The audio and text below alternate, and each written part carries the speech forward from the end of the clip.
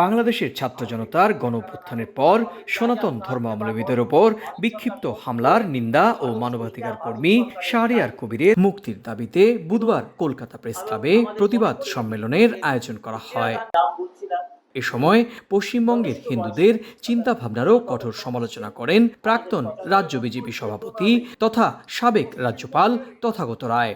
বাঙালি হিন্দুদের ওপর যে নির্যাতন হচ্ছে, এই নির্যাতনের কোনো প্রতিবাদ নেই। তাদের যারা নিকটতম আত্মীয় তারা চুপ করে বসে আছে, তাদের কোনো হেলদোল নেই। যতদিন এটা না হচ্ছে ততদিন বাংলাদেশের হিন্দুদের আমি কোনো ভবিষ্যৎ দেখতে পাচ্ছি না। তাদের শেষ পর্যন্ত পথের ভিখিরি হয়ে এখানে এসে যেতে হবে বলে আমার বাংলাদেশের উপর ভারত সরকারের চাপ সৃষ্টি করতে হবে, সেটা কূটনৈতিক চাপ এবং অর্থনৈতিক চাপ, যাতে তারা এই ধরনের ধর্মীয় সংখ্যালঘুদের উপর কার্যকলাপ বন্ধ করতে পারে।